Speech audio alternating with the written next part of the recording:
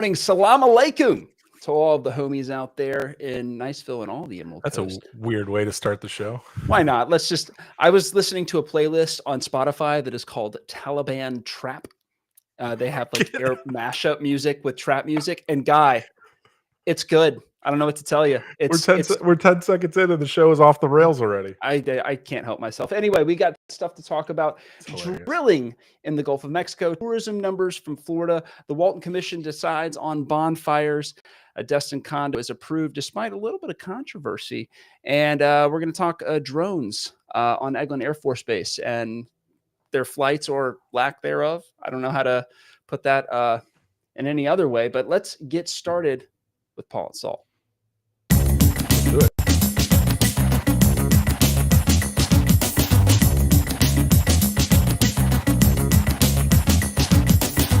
Yeah, that's right. Don't forget that we have a new intro because I'm cool, you're cool, everybody's cool. First thing we're going to talk about. White guy dancing. Awkward white guy dancing is the best kind of dancing. It is my favorite. Anyway, let's talk about drilling in the Gulf of Mexico. There is a new proposal in front of the Trump administration to drill for oil there in the eastern kind of third of the Gulf of Mexico that roughly corresponds with the Eglin Air Force Base range. As you might have guessed, local politicians not thrilled. They've sent in local politician letters to the federal government saying, please don't do this. This is suboptimal for us as individuals that care about stuff, you know. Well, this is a fun one, right? Because you know, if you're a staunch Trump lover, you want to drill, baby, drill. But this is one of those cases except for right here. This is one of those cases where, you know, some of our politicians who are very in the Trump camp have to actually go against Trump and what Trump wants to do, and that becomes politically challenging. And I find it hilarious that the number one reason is like it's really about the military. It has nothing to do with beaches and wanting to keep green things nice and you know, environmental things going in the right direction. It's really about saving the military range, right? Because you can't say it the opposite way.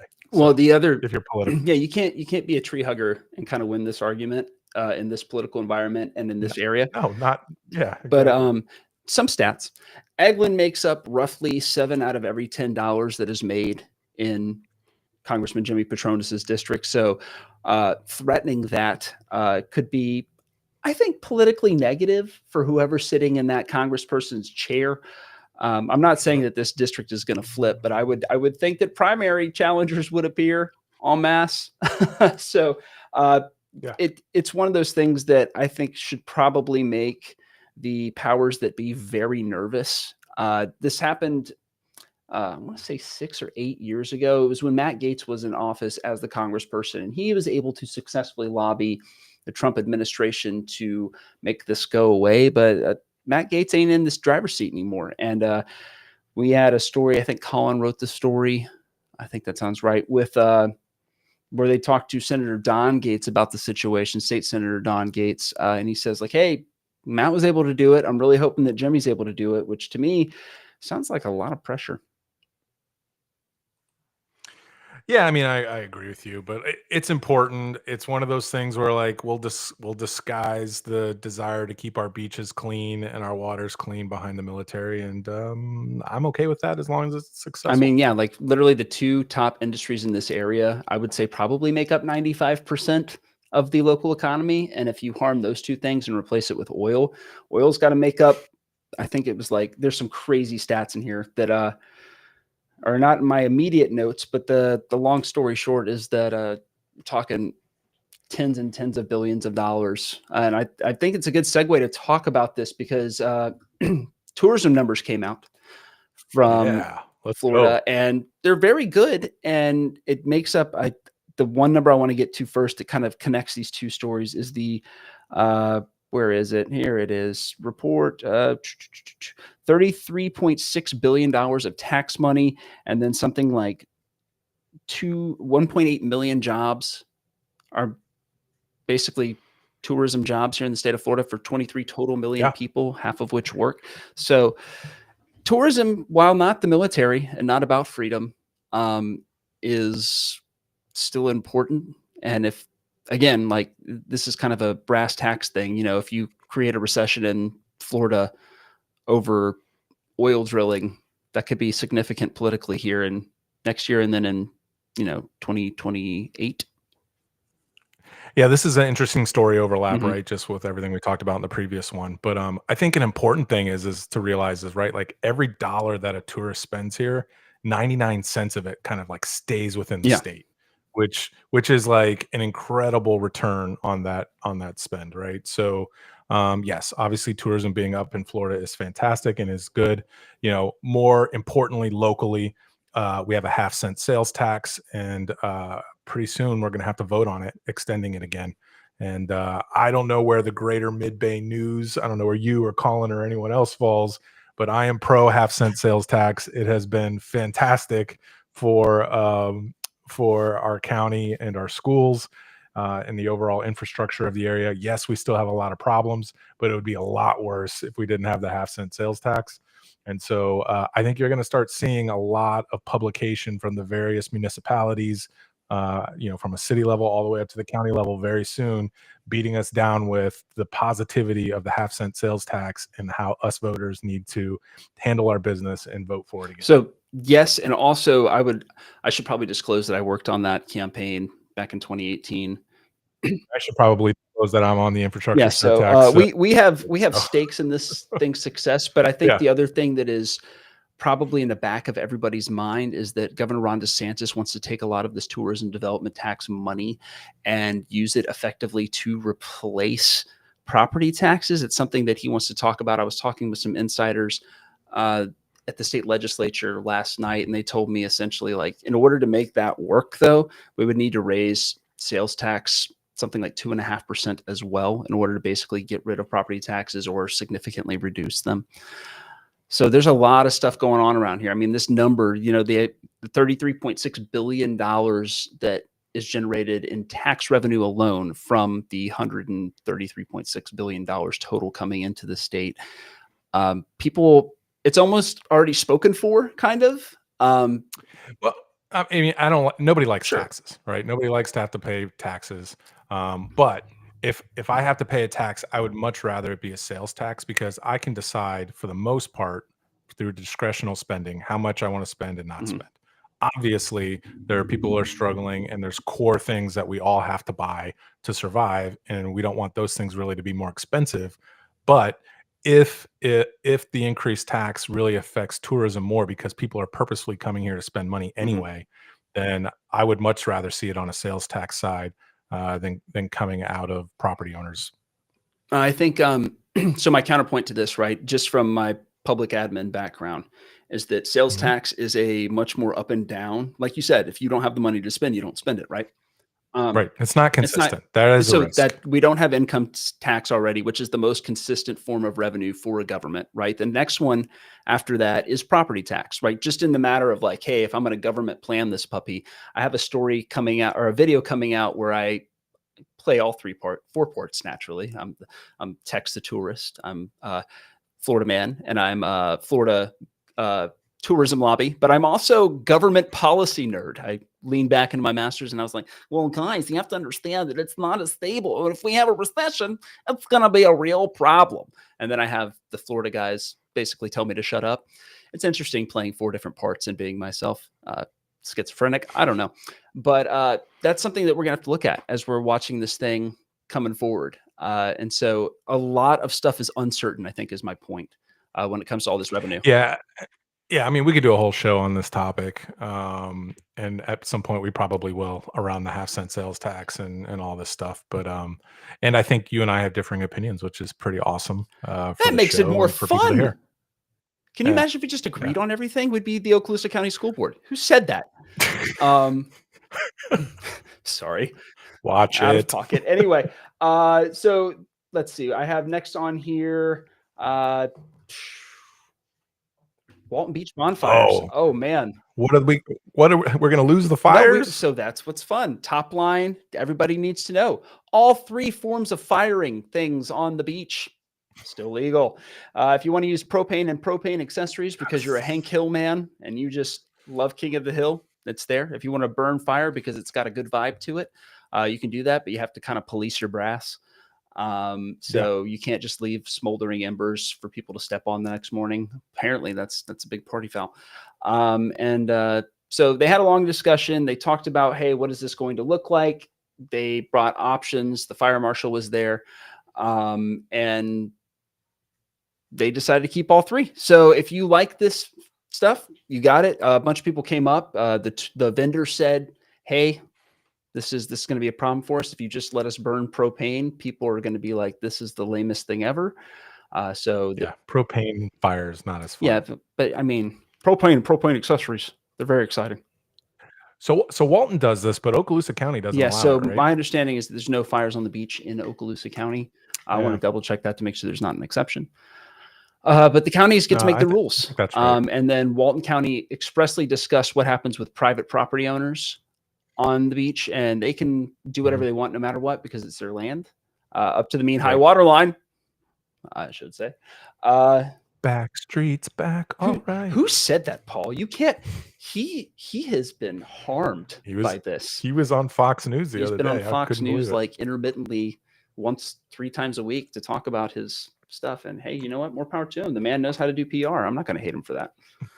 All right. Well, moving on, we've got, let's see, I have on here Destin condo approval, which I don't know if I put it. Was it a hotel or a condo? It is a condo is what it said. Oh, no, you're right. It's a hotel. I don't know why I put condo. Yeah. It's a Drury hotel, 6 stories, 320 rooms. And guess how many parking spots it has, man? Not enough. Not enough, according to many people there at the Destin City Council who looked at the original initial assessment that it needed 426 spots and then saw that it got adjusted to 320 spots. They're all worried that, you guessed it, there's not going to be enough parking, but you and I are both parking haters and are hoping. Yeah, we are parking haters. We're hoping for people to use alternative modes of transportation once there and to condense that. So the crux of this argument, right, is that the Destin city ordinances and laws actually allow this hotel to have less parking spots than they're supposed to.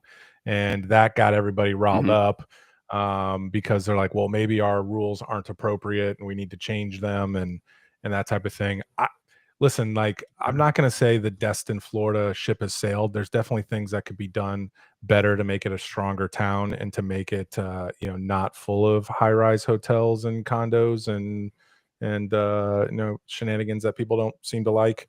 But I would strongly encourage those at Destin to go to strongtowns.org and start ingesting some of that philosophy and some of the contents that's there, and to maybe even consider holding a symposium and bringing somebody from Stronger Towns down to Destin. So essentially, they decided not to lower any of the stuff. The thing that they couldn't, they would have gotten sued, right? And so, but what I think is really interesting, right, is that Jim Bagby, who is now officially a candidate for Walton County Commission, right?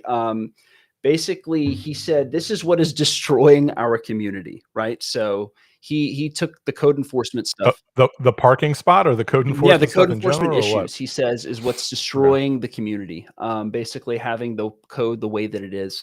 The other interesting piece of this, at least to me, as somebody that, wants to see mobility fees, some like sort of taxes be assessed so that the appropriate level of infrastructure can be there, right? If you're going to build it, somebody's got to pay for it. And so you either got to pay for it through development fees, or you have to raise taxes in order to make it happen. But you have to have the infrastructure in place one way or the other, right? We can't just have I guess we could have just dirt roads or whatever paths, or have kind of like the India model where everybody's just kind of driving everywhere. That is an option.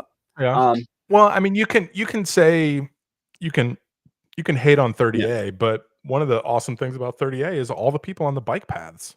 Like, I think that's great. Imagine, that costs money. Like, you can say traffic is already bad there, which it is, but like, imagine how much worse it would be if all those people who are riding bikes were taking cars up and down it, right? And so you can hate on 30A for all the negative things that come with it, but there are some positive things, and like the bike paths and the way people get around there is much better than the way Destin's currently set up. And to that end, right, the development order, or the jury in that they want to put up. They're having to pay something like $325,000 in mobility fees, which, don't get me wrong, is a significant chunk of change. If somebody handed me $325,000, I'd be thrilled.